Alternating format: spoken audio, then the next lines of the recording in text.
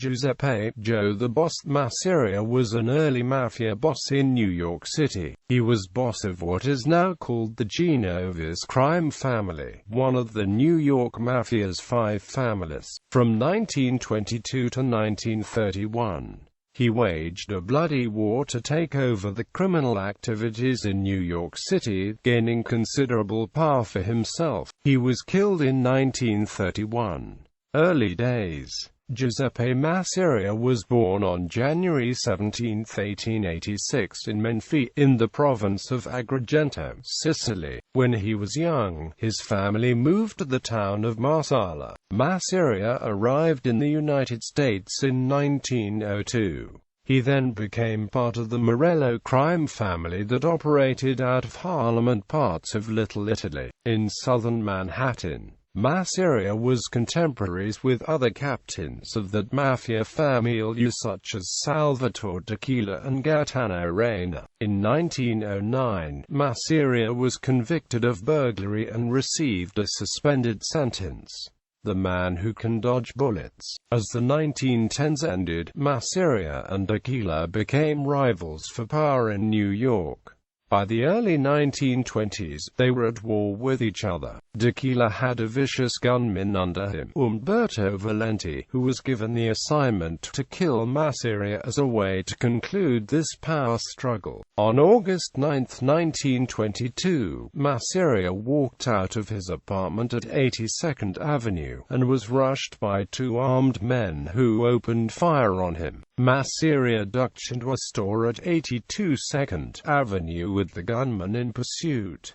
They shot out the front window and shot up the inside of the store. The gunman fled across 2nd Avenue to a getaway car idling just around the corner on E 5th Street. The car was a Hudson Cruiser, which like many cars of the era had running boards along the sides. The gunman jumped on the running boards and the car sped west on E 5th Street towards the Bowery, guns blazing. A ladies' garment industry union meeting had just ended, and dozens of laborers were milling in the street. When they heard the shots and saw the speeding cruiser coming down the street, they tried to stop them. The gunman then plowed through the crowd and shot randomly at the blockade, hitting 6 and killing 2, plus a horse. Masseria survived the point-blank attempt unscathed and was found by police in his upstairs bedroom shell-shocked. He was sitting up in his bed dazed. His ears were ringing from the proximity of the weapon fire, and there were 2 bullet holes through his straw hat, which he was still wearing on his head. This incident gained Masseria new respect among superstitious Italian gangsters as the man who can dodge bullets, and his reputation began to rise as Tequila's began to wane.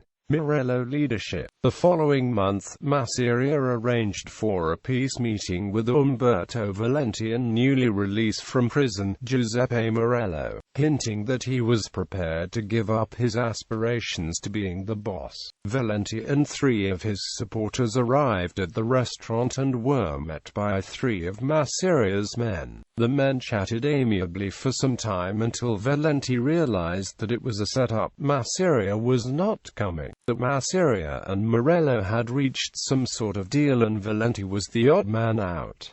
Everyone went for the guns and started shooting. 2 of Valenti's men went down and he made a run for it. The Masseria men gave chase but their aim was poor, and the next casualties were a street cleaner and an 8-year-old girl. Valenti jumped onto the running board of a passing taxi and began to return fire. Seeing the quarry about to escape, one of the pursuers took careful aim and dropped Valenti dead in the street. This gunman was always rumored to be Charles Lucky Luciano. Masseria now became head of the Morello family with Giuseppe Morello as his consigliere counselor. This may have fit in well with Morello's desire to avoid attracting undue police attention. He was safer taking on a secondary role behind the overt leader, Joe the Boss. The death of Frankie Yale in July 1928 appears to have been the catalyst for Joe Masseria's ambition to become overall leader of all the mafia gangs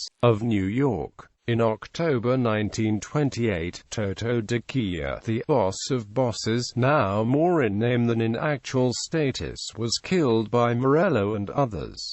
He was accosted in the street by three men after his regular visit to the doctor. The discussion became heated and one of the men drew a gun and shot He dead. There was known to be bad blood between He and the Masseria gang, possibly arising out of resentment over Killer's rise to the position of capo consigliere within the New York Mafia, which had coincided with the decline in the fortunes of the Morello family. Alfred Manio and his enforcer Steve Ferrigno, allies of Joe Masseria, then took over leadership of the He family. In June 1929, Ciro Terranova was questioned in connection with the murder of Frankie Marlowe. Marlowe was last seen having dinner with Terranova the night he was shot to death. As a fellow Sicilian, Marlowe may have been approached, on behalf of the new Unione Sicilian president, with requests that he pay tribute or otherwise comply with the wishes of Joe Masseria. As Frankie Marlowe was a leading figure in the New York crime scene, he would certainly have dismissed any such advances. Perhaps he was guilty of underrating the seriousness of the threat posed by the old-fashioned Morellos and paid the ultimate price. Ballistics evidence has shown that the bullets that killed Marlowe were fired by a submachine gun owned by Al Capone's Chicago outfit, and that the same weapon was also used in the killing of Yale and for the St. Valentine's Day massacre. The weapon eventually came into the hands of the authorities after the arrest of Fred "Killer" Burke, a St. Louis, Missouri gunman who participated in the St. Valentine's Day plot. Masseria then moved in on what had been Yale's organization, and Anthony Carfano, Little Augie Pisano, became head of the Yale family. Carfano's group retained control of Yale's gambling and bootlegging interests. However, it may have been at this time that the waterfront racket was reallocated and came under the control of the He family, headed by Manio. Joe Masseria was now Joe the Boss, head of the largest mafia grouping in New York. Other Sicilian gangsters who were not yet part of his empire, such as Ice Racketeer and Bronx Mafia boss Gaetano Tom Rayner, took note of what had happened to He and Marlowe and soon began to pay homage. The Castellamarese War. Masseria next began to put pressure on the mafia family known as the Castellamarese from Sicily. Niccolo Cola Schiro, the group's official leader, turned out to be a weak man, nothing more than the avatar of more senior men elsewhere. He paid Masseria $10,000 and then went into hiding, although in fact he was never heard from again. After the disappearance of Cola Schiro, Joe the Boss attempted to install his own candidate as the new leader, as he had with the other families. He supported Joe Parino. However, Parino was soon shot to death in a restaurant. Instead, Schiro's place as leader was taken by Salvatore Maranzano. Masseria issued a decree ordering the death of Maranzano. This event marks the beginning of the Castellamarese War. Upset that the conflict between Masseria and Maranzano was cutting into the business, other mafia gangs not involved in the conflict called a meeting of representatives in December 1930 in Boston. They stripped Masseria of his Boss of Bosses title and temporarily gave it to Boston Mafia chief Gaspare Messina. They also tried to broker a peace between Masseria and Maranzano, but Maranzano refused any overtures while Masseria was still alive and made overtures to Masseria gang members to defect and kill the boss. Death. On April 15, 1931, Joe Masseria was murdered at a restaurant called Nuova Villa Tamaro on Coney Island. Gangland legend has it that Masseria dined with Charles Lucky Luciano before his death. death. While they played cards, Luciano excused himself to the bathroom when Vito Genovese, Albert Anastasia and Joe Adonis rushed in and shot Masseria to death, his 4 bodyguards having mysteriously disappeared. The New York Daily News reported that the boss died with the ace of spades, the death card clutched in a bejeweled paw. However, both the New York Times and the New York Herald Tribune paint a different picture. Neither newspaper mentions Luciano being present, although Luciano was brought in for questioning by the police.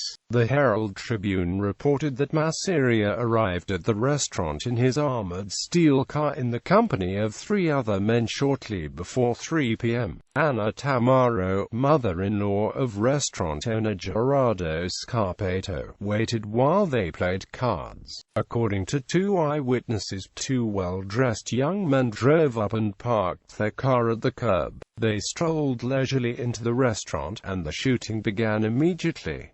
Some 20 shots were fired. The 2 gunmen then exited, and without any visible signs of haste, entered their automobile and drove away. Masseria was hit with 4 bullets in the back and 1 in the back of the head, identified as .32 and .38 caliber. In an alley next to the restaurant, police recovered 2 revolvers. At the time, police suspected a gangster named John Silk Stockings Giuseppe as being one of the gunmen in Masseria's murder. This was based on the report of a confidential informant and the fact that one of the coats found at the murder scene was identified as belonging to Giuseppe. The case was dropped after Giuseppe was murdered on July 9, 1931. The 2010 book New York City Gangland offers an eyewitness account of events surrounding Masseria's murder, which also involves owner Scarpato, who was allegedly extorting money from a small businessman who unexpectedly arrived by car at the Villa Tamaro on April 15,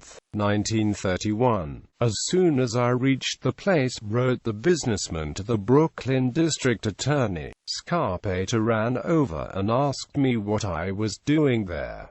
Scarpato told me to leave right away and not mention to anyone I had been there that day. I left. Late that night, I read that Joe Masseria had been shot at the Villa Tamaro.